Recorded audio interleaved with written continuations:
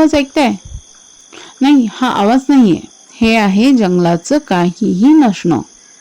लक्षपूर्वक समजून घ्याल तर शहरात शांतता असते, पण जंगलातली शांतता ही जड असते. त्यामुळे त्याचं अस्तित्वही गूढ आणि अनाकलनीय असतं. आजची गोष्ट सुरू होण्याआधी एक गोष्ट लक्षात घ्या की या ठिकाणी जे घडतं ना ते पटकन लक्षात येत नाही. जर एखाद्या रस्त्याबद्दल 3 वेगवेगळी लोक 3 वेगवेगळ्या दिवशी एकच वाक्य बोलत असतील तर इथे काहीतरी फिशी आहे. आणि मग इथे प्रश्न भूत आहे की नाही हा नसतो, तर प्रश्न असा असतो की या ठिकाणी आल्यानंतर सगळ्यांना एकसारखी फिलिंग का आणि कशी येते.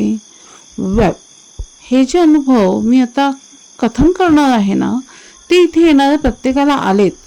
आता ते ठिकाण कोणतं आहे हे ट्रॅव्हल्सला लगेच समजलं असेल, पण मी मगाशी सांगितल्याप्रमाणे मला प्रश्न हा पडतो की सगळ्यांना एकसारखंच वाटतं आणि ते कसं. तुम्ही गेसवर करा या ठिकाणाबद्दल.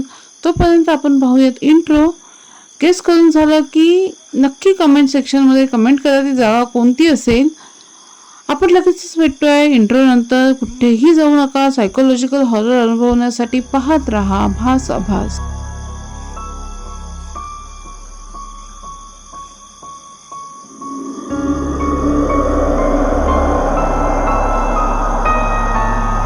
नमस्कार, मी सावली तुमचं भास आभासच्या चॅनेलवर अगदी मनापासून स्वागत करते. बरं, आता कथा पूर्ण ऐका, कारण आपल्या महाराष्ट्रामध्येच ही जागा आहे आणि ती कोणती आहे, ते अनुभव नक्की कोणते आहेत, काय आहेत हे जाणून घेण्यासाठी व्हिडिओ नक्की शेवटपर्यंत पहा.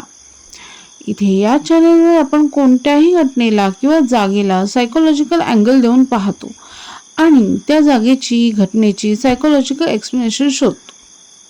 तेव्हा जास्त वेळ न लावता मी माझा एक्सपिरियन्स शेअर करते त्या जागेबद्दलचा. मी तर म्हणेन तुम्हीही चला माझ्यासोबत. तर मग येताय ना. आज आपण जाणार आहोत महाराष्ट्रातील भंडारदऱ्याच्या एका जंगल रस्त्यावर, जिथे सरळ रस्ता आहे पण अनुभव मात्र वाकडे आहेत. इथे ना जंगलवाट ही अरुंद आहे आणि दोन्ही बाजूला उंच झाडं आहेत. तसंच फिरताना एक गोष्ट माझ्या लक्षात आली की इथे मोबाईल सिग्नल जो आहे ना तो हळूहळू गायब होतोय. स्ट्रीट लाईट नाही आहेत ऑफकोर्स इथे, आणि डोंगरांमुळे इथे आवाज परत येतोय. ओके, मीन्स इथे एको तयार होतो. इथे गाडी चालवताना आपण रस्ता पाहत नसतो, आपण काठ पाहत असतो. म्हणजे फक्त क्षितिज दिसतं तुम्हाला इथे, कारण मध्ये काहीच नाहीये. आणि काहीच नाही ही मानवी मेंदूसाठी सगळ्यात अस्वस्थ करणारी गोष्ट असते, कारण इथे काही थांग लागत नाही. अथांग जंगल आहे हे. त्या रस्त्यावर मी रात्री फिरायला गेले अनुभव घेण्यासाठी की काही अनाकलनीय गोष्टी इथे होत असतील. तेव्हा मला काहीच वाटलं नाही. दुसऱ्यांदा गेले तेव्हा सोबतचा असणारा रेडिओ मी बंद केला. तिसऱ्यांदा गेले तेव्हा मी स्वतःशी बोलत होते, कारण तिथे ना स्वतःचा आवाज परका वाटायला लागतो. आता याचं कारण काय असावं हे नक्की कमेंटमध्ये शेअर करा. पण यावेळी मी रात्रीची वेळ निवडली कारण मला हे जंगलला पुन्हा साथ घालत होतं.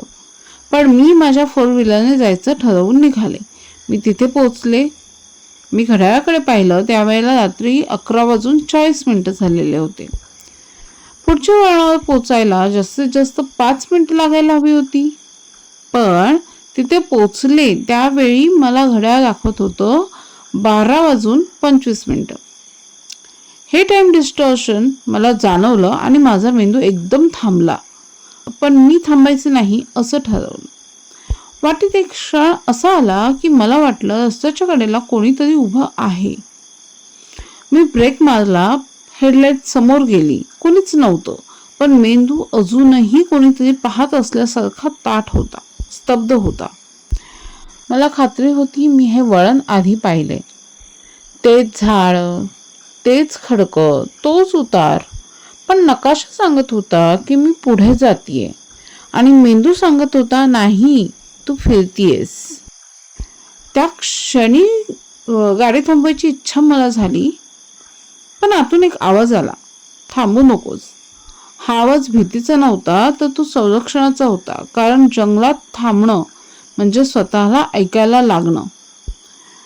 भंडारदऱ्याच्या जंगलात 3 गोष्टी एकत्र येतात: कमी प्रकाश, कमी आवाज आणि रिपिटेटिव्ह व्हिज्युअल्स.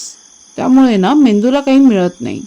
मग तो स्वतः तयार करतो काही गोष्टी ज्या आपण ऐकलेल्या असतात. आणि अशा प्रकारे आपला मेंदू अपूर्ण माहिती भरून काढतो. धुक्यांमध्ये झाडं माणूस वाटतात. जंगलात मेंदू अजूनही आदिम अवस्थेत जातो हे मी अनुभवलंय. तो धोका शोधतो, जरी धोका नसला तरीही. त्या रस्त्यावर काहीही पाठलाग करत नाही, पण आपला मेंदू आपल्याला सोडत नाही. तो आपला पाठलाग करतो सतत. भंडारदऱ्याची ही कथा कशी वाटली ते नक्की कमेंटमध्ये सांगा. आणि आवडल्यास लाईक करा आणि शेअर करायला विसरू नका. आणि अशा सायकोलॉजिकल डिस्ट्रॅक्शन्स आणि हॉररसाठी चॅनलला सबस्क्राईब देखील करायला विसरू नका. मी तुमची होस्ट सावली आता तुमची रजा घेते. पुन्हा आपण भेटूया नवीन व्हिडिओसह. तुम्हालाही जर एखाद्या घटनेचं सायकोलॉजिकल अँगल शोधायचं असेल तर तुमची स्टोरी नक्की शेअर करा bhasabass@gmail.com या ईमेलवर. तुमची स्टोरी तुमच्या नावासकट पब्लिश केली जाईल. बट आत्ता आपण थांबतोय. पुन्हा भेटूयात. तोपर्यंत काळजी घ्या.